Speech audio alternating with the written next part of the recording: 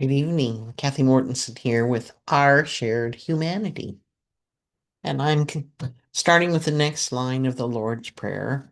Lead us not into temptation, but deliver us from evil.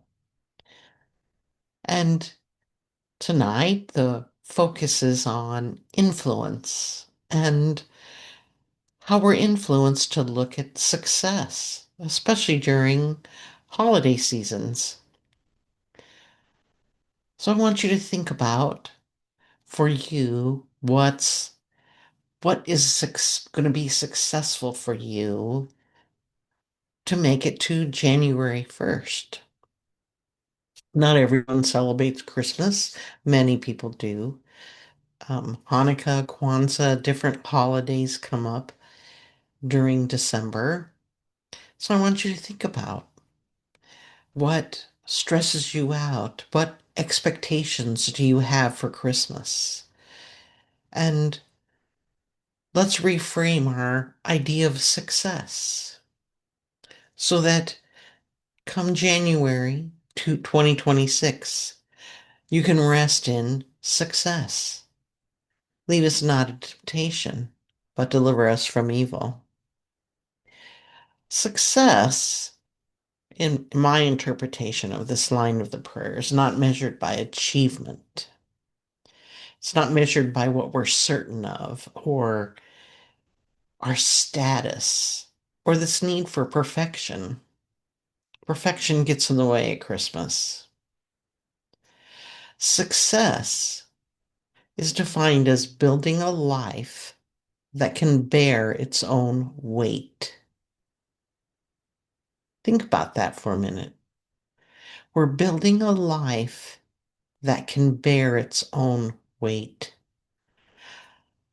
Life is not the same for all of us. We all face suffering in different ways, and yet we all face suffering. Whether you're rich or poor, no matter what class system you're in, no matter what your race is, no matter where you live in the world, we all face suffering.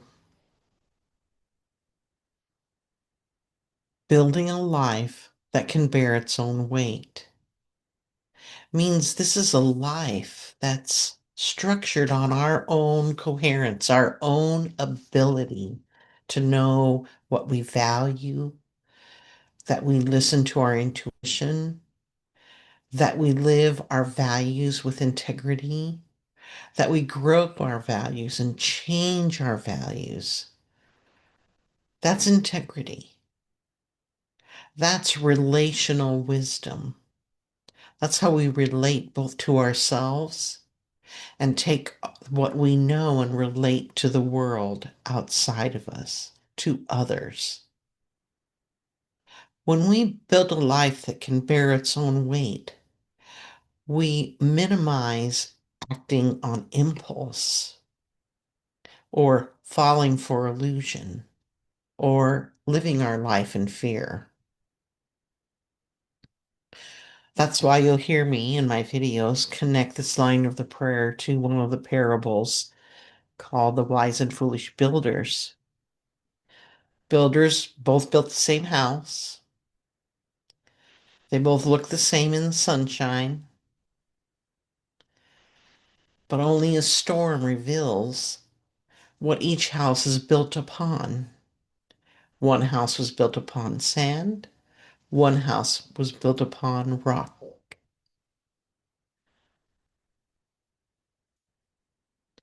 Success is not measured by what we accomplish in the storms of life, but by the inner structure we return to when the storm arises. When the storm arose, the house on sand collapsed. The house on rock still stood. Can we maintain our inner structure when the storms, when the disappointments, when the expectations are too high, or we disappoint others? Can we maintain our inner structure?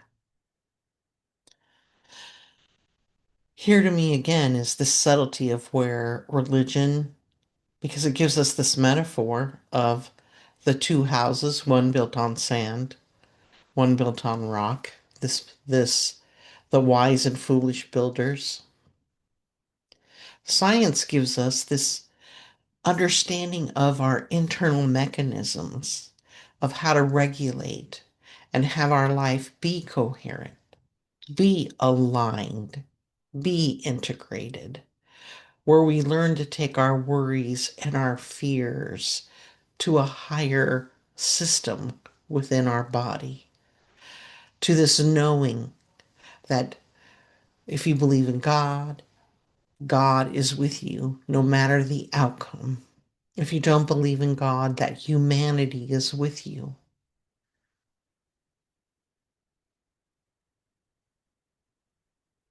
So together, which is why I love putting science and religion together, together, the metaphor and understanding consciousness and how it works and how the nerves in our body function.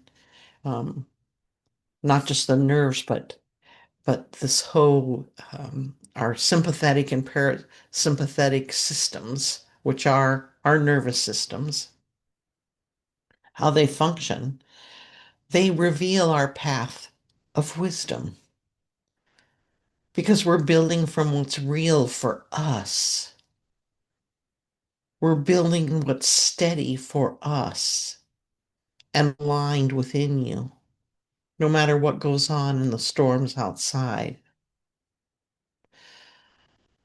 So when we say, lead us not into temptation and deliver us from evil, temptation isn't about a forbidden pleasure.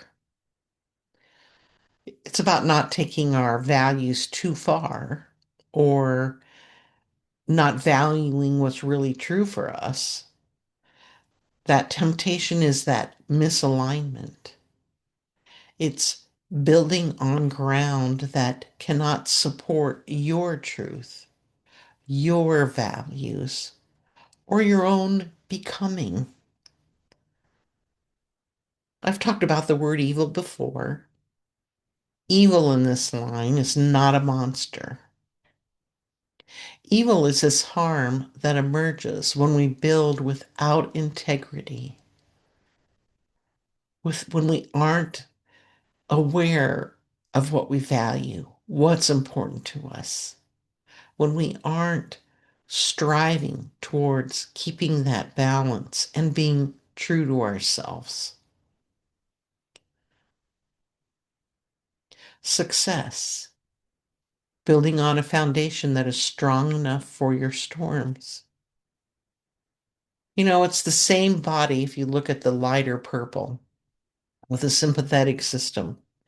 This same body, the same nervous system, the sympathetic system prepares us to run or fight.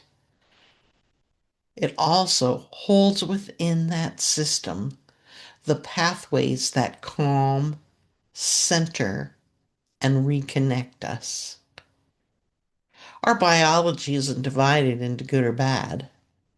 It's one integrated system, learning how to build on a rock.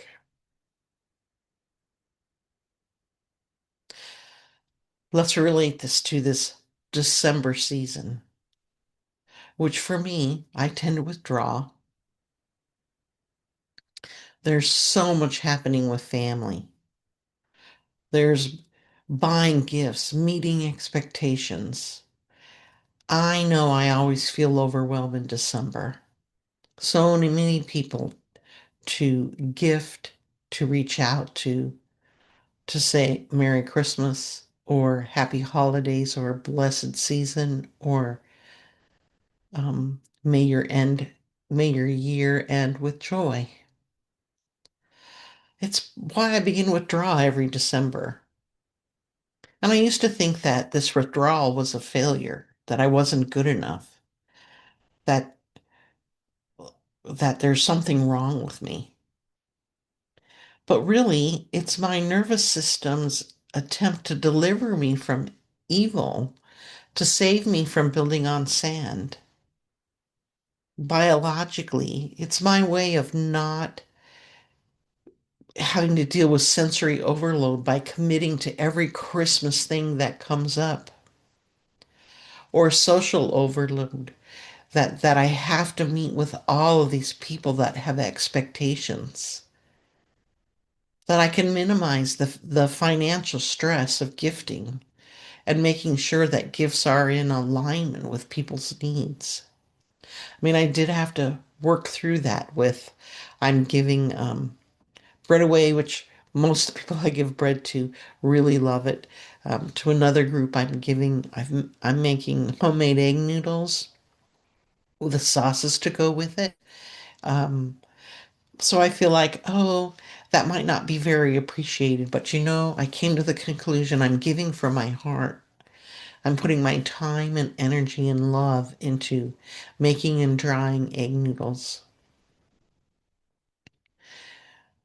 Um, because I don't want to have to worry about going to the store. I don't want to feed this commercial system of of making corporations bigger. I want to do small business. And also I know what happens in December is it's shorter daylight, which affects our moods, our we don't get as much sunlight, and that affects people. And I work at not having those old emotional patterns resurface, like remembering when I bought a video camera for my daughter and she wasn't happy with it. She didn't like it for Christmas. That it's all okay. I don't have to perform joyfully every minute in the holiday season. So I'm thankful. I'm learning to be thankful that I withdraw and allow the withdrawal and my presence to be out there when I'm stable, when I'm more coherent. I know my system, my parasympathetic system, can't build wisely in this busy, chaotic, pushed environment. And when I withdraw, it pulls me inward so that I can stay more calm, be more clear, be grounded. And I think this is what the parable means, that we are to return to our foundation. I do not want to step into circumstances that ask me to keep building from depletion. I need to know what fills me and um, knowing how it is that what I have helps fill others. So I want to remind you when you live your boundaries, when you honor what you love, because some people love the socialization. They love the more things to do at Christmas. They love going to all the events. That's living your boundary. Mine is let's go home. I don't want to be around the big crowds of people and the larger groups that gather. So scientifically, that's my boundary restoration. It's my ventral vagal nerve recovery that I'm going from fight or flight, fear back into calm, safety, and connection. That I'm protecting the limited cognitive resources that I have and energetic resources that I have, even to put things together. And it helps me regulate the overwhelm of the month. And it keeps me from not betraying myself because I know I need more time in relaxation than I do in large groups of people. That's me. For you, it might be different. Allow your wisdom to guide you. So I'm thankful I overcome. I overcame this thought that I had about myself that the noodles that I'm making to give to Christmas aren't good enough. They're worthy because they're coming from my heart. When we relate to success, success is knowing what is solid inside of you, being able to recognize illusions for you and false promises and ego-driven shortcuts. When our ego might say, oh, I'm going to go buy because it's so much easier, rather than I'm going to continue to make things for people because it's coming from my heart. It's up to them if they don't like what I make to say, I can't eat this. I don't want this. I don't like the way you make it. That's okay. That's on them. I can change to meet their needs once I learn that. And so it is that work for all of us, staying grounded when our old emotional patterns try to pull us back. Lead us not into temptation, but deliver us from evil. Here we are influenced. How are you going to be influenced with what's true to you this season? That's what I want to share. We learn from this line of the prayer. My presence is an influence. Where I rest inside myself shapes what I build outside myself. That's awesome when we do the work. So to be successful means focus, spend some time each day practicing skills you've learned that regulate your nervous system, whether that's meditation, journaling, taking a walk, doing breath work, tapping. There's a million and one things that you can do for self-care for you. Make sure you have honest awareness. Are you aware of your values? And how do you embody those values? And are you able to stay true to those values when others want to pull you into theirs for sameness when you might not want that? It's like when I go to Bible study and they're talking about Advent. There are different things from the Bible that I interpret differently than they do. They can have their beliefs. I can have mine. I'm not going to be pulled into. I love their walk of faith and how it works for them. But I also love my walk of faith and how it works for me. And it's not the same for each of us. So facing that temptation to abandon yourself. Nope. Keep coming and checking in with yourself. How did I do today? Temptation to build your December and your holiday season from fear or urgency or old survival patterns. From choosing what might look good or might momentarily feel good, but it does not hold the weight of who you are.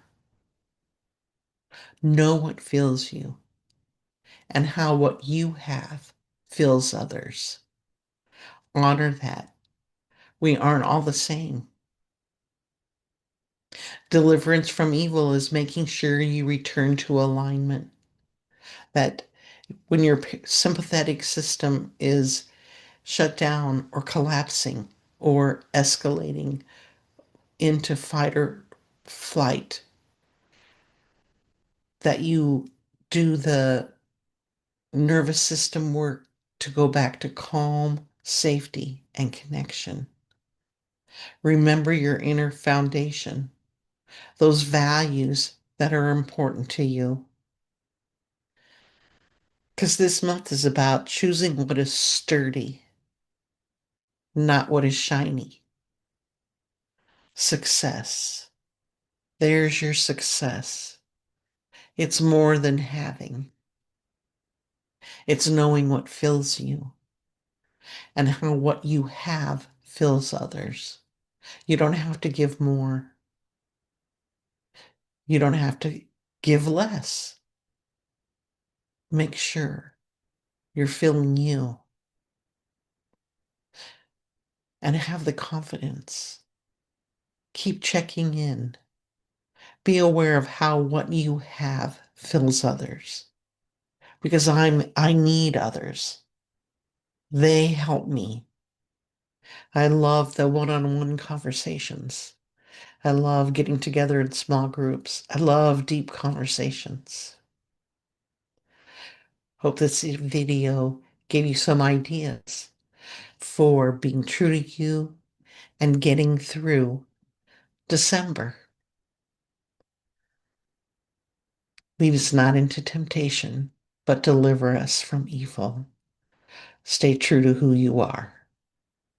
Namaste.